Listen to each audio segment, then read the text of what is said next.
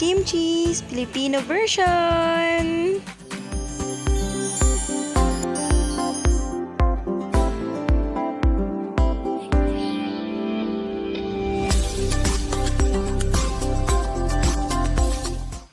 Good day mga kakuribangs! Welcome to my channel, Mellow G. Gagawa tayo ng aking specialty, ang kimchi. Yes, kimchi. Ito oh.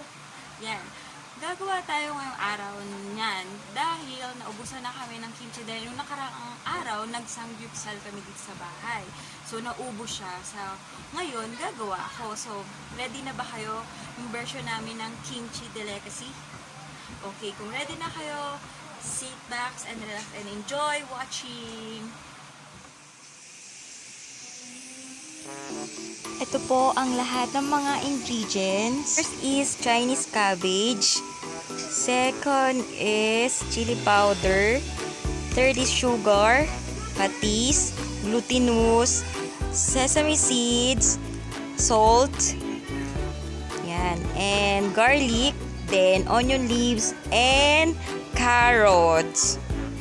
Yan yung mga kailangan nating para sa kimchi natin. Yan. Second, kailangan na nating i-cut ang ating Chinese cabbage. Yan. I-cut natin yung dulo, tapos hatiin lang natin siya. Yan. And, kailangan natin siyang tanggalin. Hugasan natin siya ng maayos bago natin siya i-cut.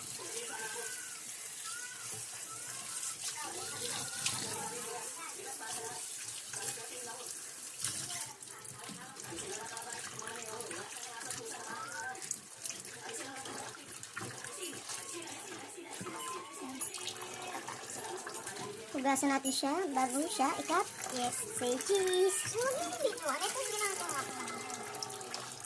Dito mo. Kuha ka ng isa pang serving bowl para doon sa mga hugasan mo. Dapat malinis na malinis to. Kasi bababada natin siya ng salt later. Alam niyo ba kung bakit ako lagi nagaganito? Kasi favorite namin itong dalawa ni Nano. Favorite namin ng gawa ko to. Favorite niya pala. Ayan. 2 times natin siyang babalawan na. Natin siya. Yung pagkat niya is dapat sakto lang. Huwag masyadong malalaki. So, lapit mo pa ng tutok mo ng konti. Ganito siya kalaki. Yan. Kasi, pag binuro mo na siya, mas maganda na siyang tignan.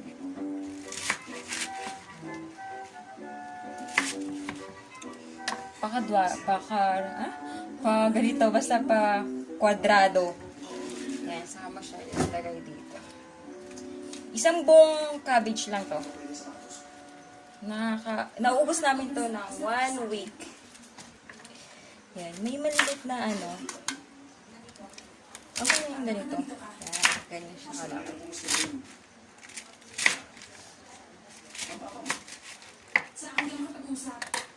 Ano mo, Michelle? Gusto ko mapag-usapan ang tungkol sa insurance. Sakit ang rin sa ulo eh.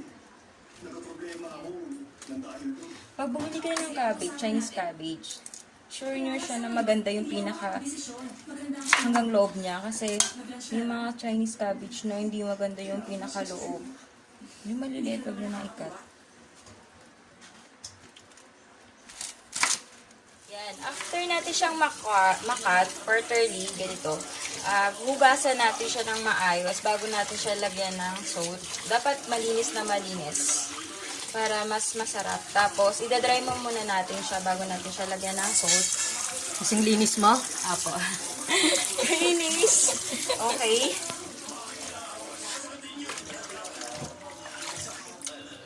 Yan. Idadry natin siya bago natin siya lagyan ng salt. Tapos, na-dry na natin siya ngayon. Magbababad na tayo ng asin. At ibababad natin siya ng asin. Ito yung salt. Yan. Bababad natin siya after, every 15 minutes. Anong nakalagay? Every 15 minutes, aanin natin siya, haluin natin siya para hanggang sa ilalim. Mag-ano yung asin. So, Ba't yung wala sa ilalim? ha? Aanin natin siya mamaya. Kasi medyo madami ito eh. So, dapat buhag-hag talaga siya. Tapos, iikutin natin, i-anin natin siya. Diba? Iikot na para dun yung sa ilalim na may malagyan ng asin.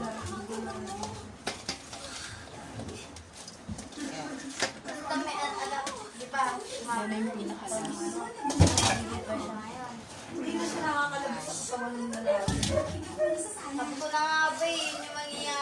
Guys, mas maganda pag marami siyang asin kasi mas malasa siya. Basta lagi nyo lang, hugasan natin siya ng maayos mamaya. After 30 minutes na nakababad. 15 minutes mo nababad ngayon. Tapos ikot natin 15 minutes again.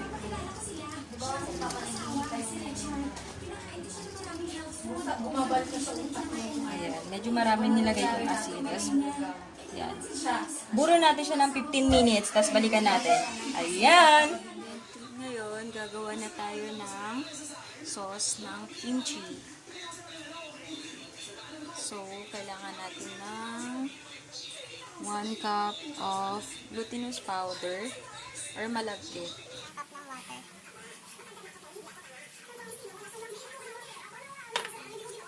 Mix muna natin siya para mas maganda.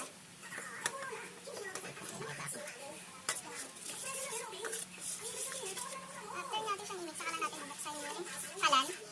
Dapat, sobrang hina lang dapat yung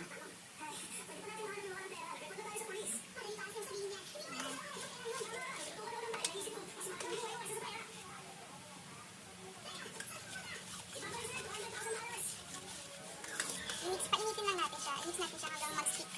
Mag-sticky siya. Mag-stick? Mag-stick to one?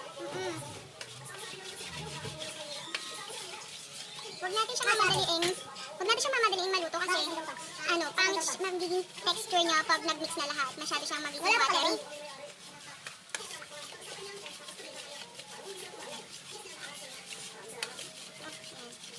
Continue lang po yung paghalo.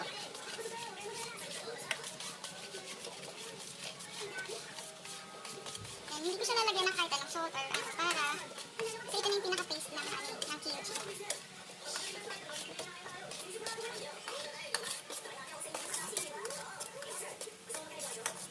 Napansin mo sobrang sticky na siya, diba? Pag ganito sobrang sticky.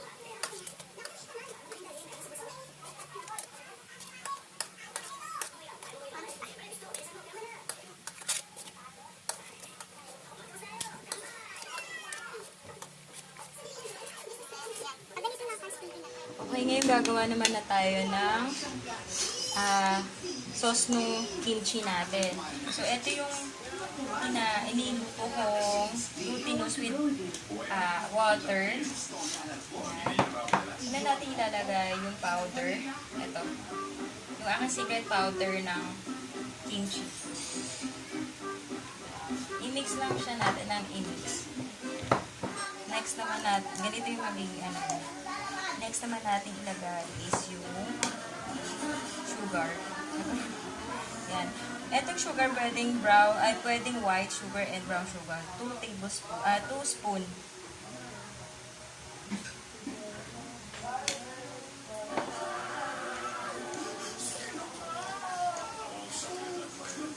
Ako kasi mas prepare kong brown sugar kasi para hindi siya ganun katamis. Honey kasi nilalagay talaga nito. Kaso wala kaming honey. So, ang alternative namin is yung brown sugar.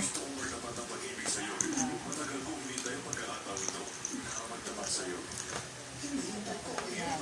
Pag na-mix mo na yung lagyan mo ng salt. Yung salt, konti lang dapat. 1 tablespoon kasi baka masyadong malat. Lalagyan pa kasi natin siya ng fish sauce or patis. Mix lang din natin siya.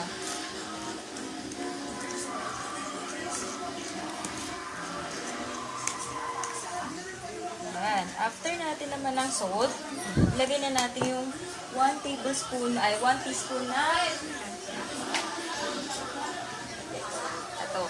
patis. Sa ibang bansa, patis hindi patis yung ginagamit nila. Mismong, alam mo yung sauce ng fish. Maglagay lang tayo ng isang kutsara.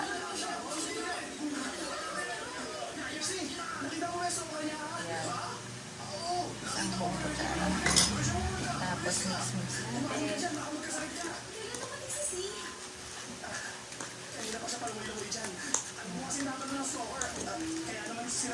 Yung sa iba kasi mas gusto nila yung maraming patis kasi iba yung lasa niya talaga.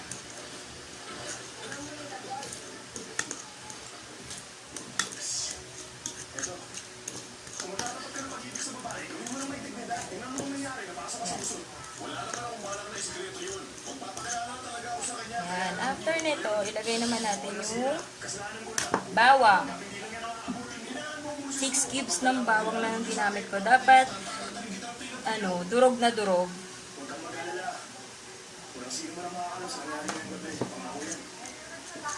Then, mix lang natin.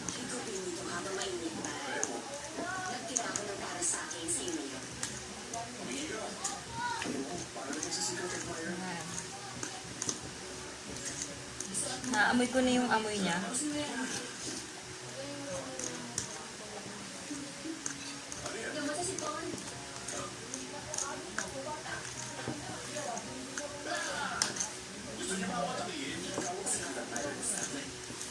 Pag na-mix nyo na, sa kanyo ilalagay yung mga, onion leaves tsaka carrots. Dapat may radish to, kaso ayaw namin ng radish. Kaya itong dalawa lang yung nilalagay namin madalas. Alam niyo ba guys, 2 linggo lang namin nauubos yung isang buong tiyan. Isang linggo pala, sorry. 1 linggo lang yung isang buong bote ng kimchi. Isang malaki talaga. Siguro pag binili nyo siya sa market, maabot siya ng magkano yun? 250 pesos. Mas better na lang talaga na maggawa na lang kayo kasi mas masarap yung homemade kasi yung nabibili sa mga supermarket. Ayan. Ako kasi tinitikman ko talaga yung mga sauce. Basta pag nagluluto ako, nag-prepare ako, tinitikman ko.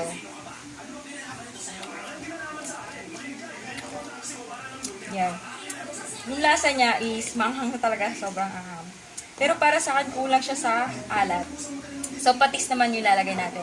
Pag medyo kulang sa alat or kulang siya sa something na iba, dagdagan nyo lang siya ng patis. Kasi yung patis talaga yung nagpapasarap sa kimchi. Patis tsaka bawang. Yes. Asukal. Okay na yun. Okay na yung tamis, okay na yung sa asukal. Yan. Sarap niya. Shucks. Then, tikman natin ulit. Perfect. Sarap. Gusto ko tikman? Mahal. Yan. Sobrang supportive ng jowa ko. Siya po yung nagbi-video. Tapos lagyan po natin siya ng sesame seed. Yan, sesame seed. Nasa tansyahin nyo na lang kung gusto nyo maraming sesame seed. Yan. Kasi yung sarap din ng lasa nito. Yan, perfect. So, eto na mga guys. Ready na yung sauce ng ating kimchi. Antayin na lang natin after 15 minutes kung kamusta na yung binabad nating Chinese cabbage. Yan. After natin siya itabas sa asinan, 30 to 45 minutes, ready na siyang banawan. So, banawan siya ng 4 times para maiwalay na yung alat. Huwag siya masyadong, pigaan ng sobra pag ginagawa. Kasi hindi masyadong maganda yung, mga cabbage. Dapat dahan-dahan lang. Siguro may mga natira pa, kasi sayang yung mga natira. Nasaan? Dito pa? Ayan. 4 times ko siyang babanawan, tapos drain nyo, tapos ready na siyang lagyan ng sauce.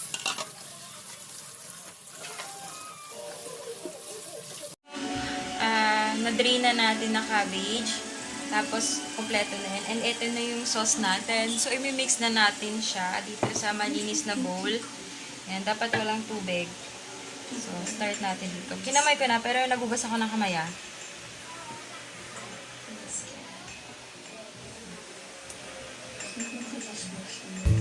Mas masarap kasi siya kung ikakamayin mo siya.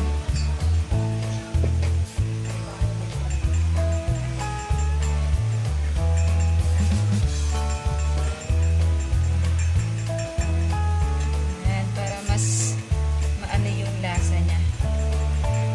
Halo ng sauce.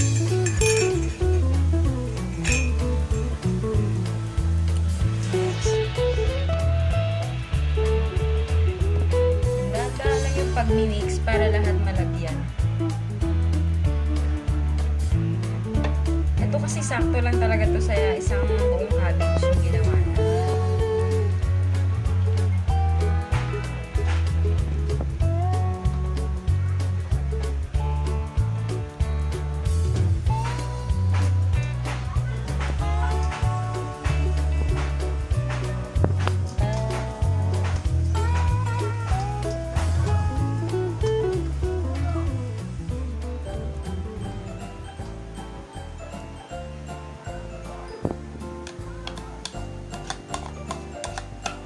Ubusin na natin lahat para mas masarap.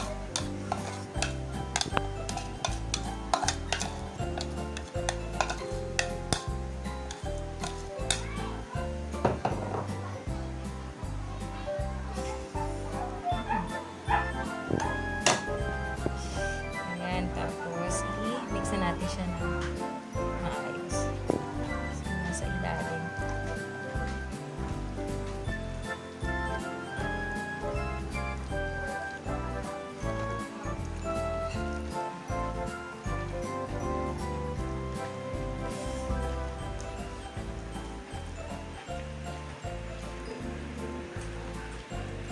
Maraming beses na ako nagkikimchi eh. Sobrang dami na. Mga 5 beses pa lang. Ayan guys. Tapos titikman nyo siya. Syempre, titikman nyo kung anong lasa. So delicious.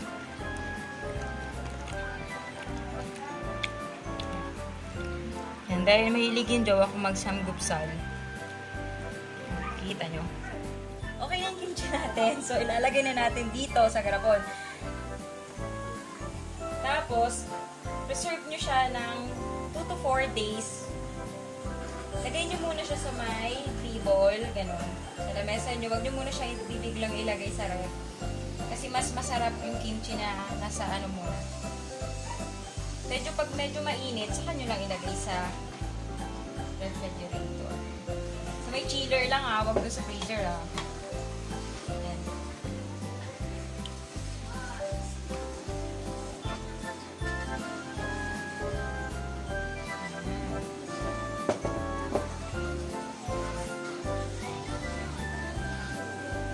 Alam nyo ba guys, magkano lang lahat ang nagastos namin dito?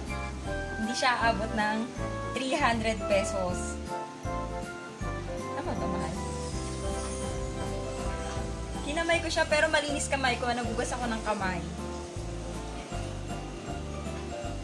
Ayan. Dapat dito, medyo madilim. Pag may mga spacing, i-dip nyo pa sa pababa para mawalan yung hangin.